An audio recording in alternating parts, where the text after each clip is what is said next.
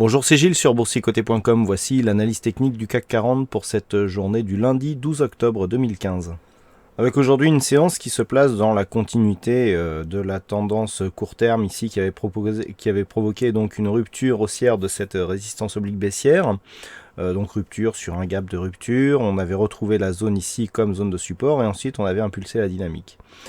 Donc on est venu ici dépasser vendredi dernier, la zone ici de résistance des 4680 points et on a testé donc cette fameuse zone des 4733, cette même zone que je vous indiquais comme étant une zone majeure pour l'évolution de la tendance moyen terme, puisque en dépassant cette zone, eh bien, on commencerait à marquer des signaux haussiers assez importants.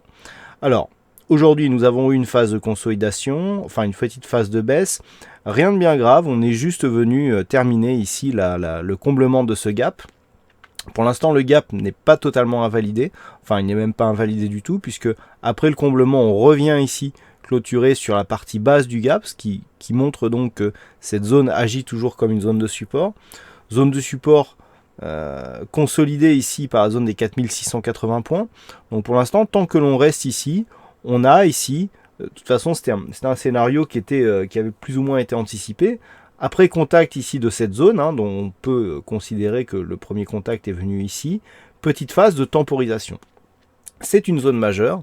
On avait une zone majeure ici à 4680, on en a une autre ici. On a deux zones qui, en fait, définissent une zone de résistance, je dirais. On a l'impression que c'est toute cette zone qui est résistance, puisque dès que l'on rentre à l'intérieur de cette zone, eh bien, on voit qu'il y a des forces qui apparaissent qui repoussent le CAC 40 vers le bas. Du point de vue de la configuration technique, nous avons des indicateurs qui sont dans une évolution relativement stable, avec le stochastique, le RSI ici qui est toujours plus ou moins neutre, dans une zone un peu haute mais assez neutre. Le stochastique toujours en zone de surachat. Par contre, du point de vue du MACD, on se retourne ici. Donc petit signal baissier envoyé par le MACD et les volumes, eux, sont relativement faibles. Donc on n'a pas un mouvement on n'a pas un gros mouvement. C'est-à-dire, certes, ici, nous avons le MACD qui se retourne à la baisse, mais aucune conviction du point de vue des volumes et dans un contexte de volatilité relativement faible, surtout si on pense qu'en général, la volatilité est plus forte sur les séances baissières. Donc on a une séance baissière qui vient ici combler ce qui restait du gap. On confirme ici l'ancienne zone de résistance comme zone de support et c'est cette zone qu'il va falloir surveiller demain, puisque c'est vraiment, on sent que c'est cette zone ici qui est significative. Alors demain, il faudra la surveiller dans le sens où, si on reprend un petit peu de recul par rapport à cette zone, eh bien, cette zone donc, qui a longtemps été résistance, avant la séance de vendredi, on n'avait pas clôturé en dessous depuis ici cette séance du 20 août, donc c'est assez important. Vendredi, on a clôturé au-dessus de cette zone. Aujourd'hui, on vient tester cette zone, on repasse dessous, mais on reclôture au-dessus. Donc on voit bien que cette zone ici des 4680 est en train d'être travaillée. Ça, c'est un premier élément. Et ensuite, ce qu'il va falloir, c'est valider une poussée haussière ici, une poursuite du mouvement pour casser cette zone des 4733 points. Donc la première zone à surveiller, c'est la zone des 4680, puisque si on repasse sous cette zone, là, on pourrait risquer d'avoir une phase de consolidation plus marquée. Qui plus est, si on se rapproche un petit peu, c'est un peu plus visible en intraday. On a une figure ici qui s'est imprimée, qui fait ça.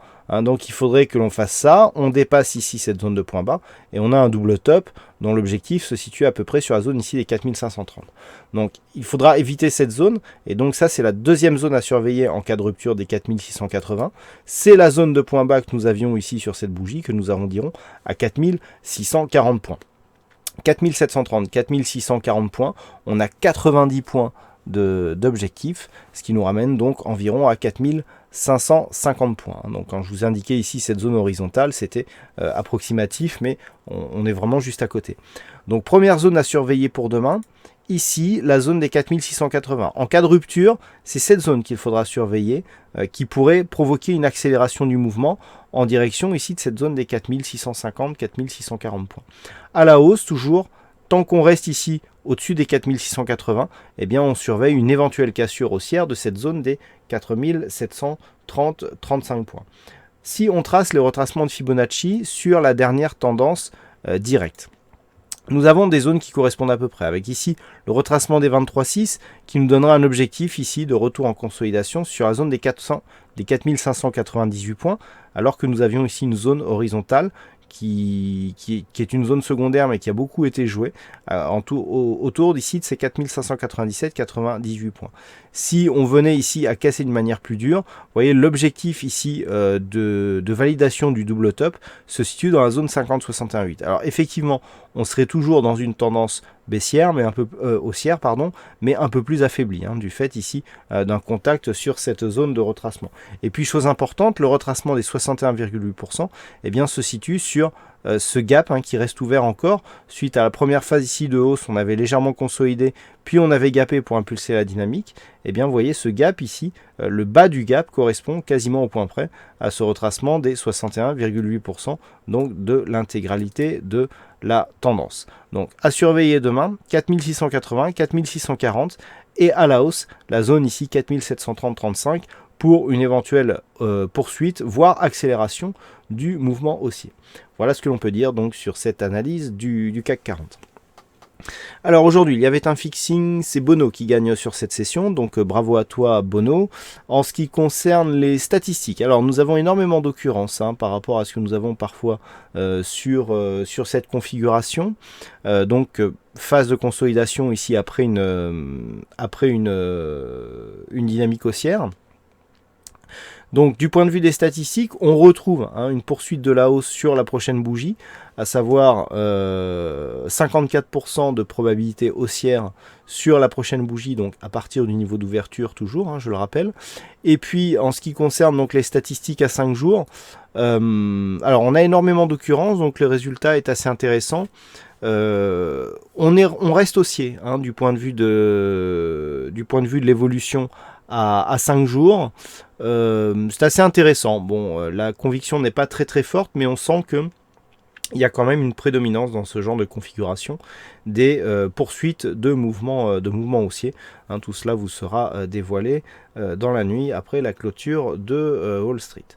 Voilà donc ce qu'il faut savoir sur cette analyse technique du CAC 40. Passez une bonne soirée, bonne chance dans vos prochains trades et on se retrouve donc dès demain pour d'autres analyses techniques sur le site boursicoté.com. Bonsoir à tous.